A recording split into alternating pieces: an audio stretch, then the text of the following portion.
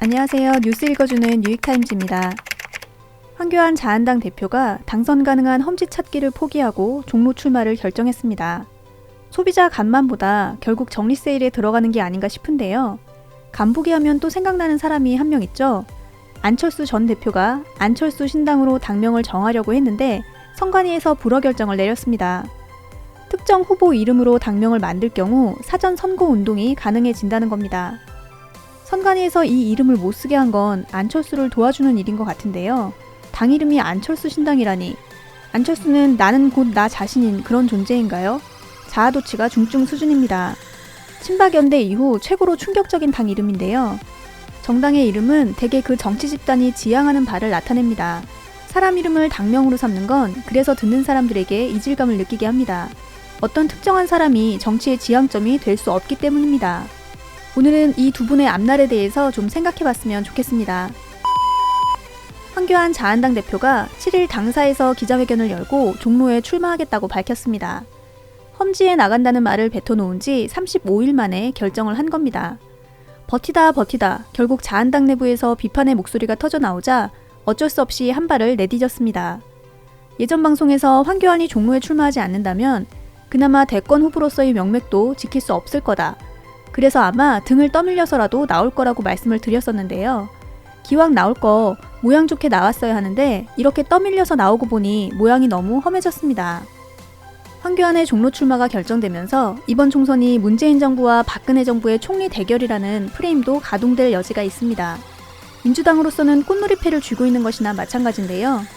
종로에 누가 나오든 이낙연 총리가 처음 출마하는 종로에서 마치 기득권을 가지고 있는 듯한 모양을 황교안이 만들어줬습니다.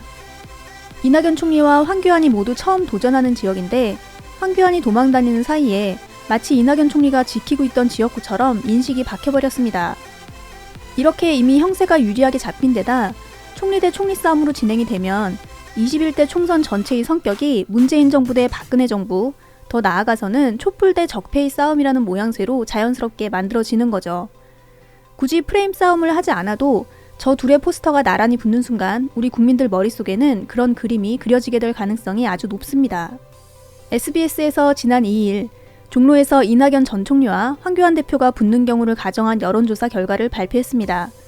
53.2% 대 26%로 2배 넘게 지지율 격차가 벌어진 결과가 나왔는데요. 앞에서도 정리 세일을 하는 듯한 모양새가 됐다고 말씀드렸지만 황교안 대표가 당선 가능한 험지를 찾고 있다는 소리가 당 내부에서 흘러나오면서 본인의 입지를 더 줄이고 값어치를 떨어뜨리는 결과를 만들었습니다. 황교안 대표가 출사표를 던지면서 종로 선거에서 이기려고 하는 상대방은 문재인 정권이다. 1대1의 경쟁이 아니고 문재인 정권과 저 황교안의 싸움이라고 말했는데요. 제가 보기엔 풍선처럼 자기 몸을 좀 부풀려 보려는 것 같은데요. 뉴시스 기자 눈에는 그렇게 보이지 않았던 모양입니다. 기사 내용이 재밌어서 좀 소개해드릴까 합니다.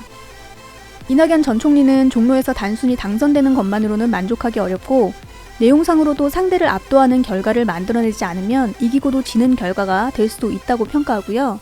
황교안 대표는 이기지 못하더라도 의회의 선전을 펼치는 것만으로도 수도권 선거판의 분위기를 주도할 수 있다는 점에서 의미가 적지 않기 때문에 지고도 이기는 결과가 될 수도 있다고 적어놓고 있습니다.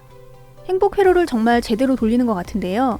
한 달 넘게 질질 끌다가 등 떠밀려서 출마하는 황 대표가 과연 지고도 이기는 결과를 만들어낼 수 있을까요? 시작부터가 글러먹었다고 생각합니다. 노무현 전 대통령님이 당선이 보장됐던 종로를 버리고 당선이 힘들 걸 뻔히 예상할 수 있던 부산에 출마했을 때 지고도 이기는 결과를 만들어냈었죠. 어떤 게 더 이익일까를 따지지 않고 지역주의 타파라는 정치적 목표를 향해 나갔기 때문에 지고도 박수를 받을 수 있었던 겁니다. 당선 가능 험지를 찾아 헤매던 황교안에게서 그런 감동을 느낄 사람이 있을까요? 2월 7일 한국갤럽에서 정당 지지율 여론조사를 발표했습니다. 안철수 신당을 넣고 처음 조사를 한 건데요. 3%를 얻었네요. 2016년 국민의당을 처음 만들고 나서 한 여론조사에서는 13%를 얻었고요. 2018년에 바른미래당을 만든 후에는 8%의 정당 지지율을 얻었습니다. 이번에 안철수 신당을 만들고 나서는 3%가 됐는데요. 안철수 바람 혹은 신드롬이라고까지 표현됐던 국민들의 기대와 지지가 왜 점점 안철수에게서 멀어지는 걸까요? 처음에 안철수가 나와서 새 정치를 해보겠다고 했을 때 그게 뭔지 잘 몰랐지만 앞으로 보여주겠지 하는 기대가 있었을 거라고 생각합니다. 2016년 총선판을 휘저은 이후로 4년이 지났지만 반문재인 말고 안철수가 지향하는 게 뭔지 아직도 알 수가 없습니다. 극중주의 뭐 이딴 얘기나 하고 있으니 그 정체가 날이 갈수록 모호해지는 거죠. 당선 가능한 험지, 극중주의 둘 다 형용 모순이죠.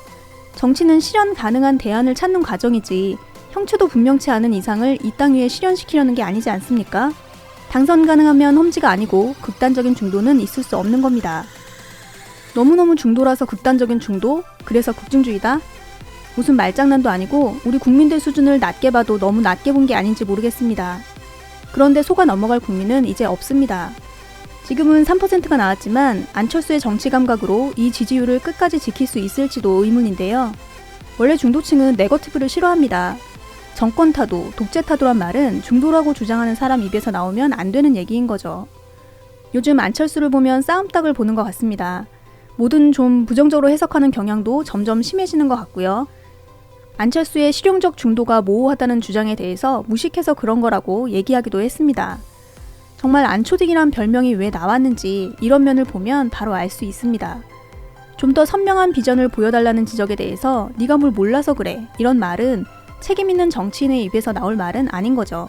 총선이 점점 다가오는 가운데 이합집산에 대한 물밑 협상이 속속 진행되고 있습니다. 어느 때보다 우리 국민들의 현명한 선택이 필요한 때라고 생각합니다. 오늘 말씀드릴 내용은 여기까지입니다. 끝까지 들어주셔서 정말 고맙습니다.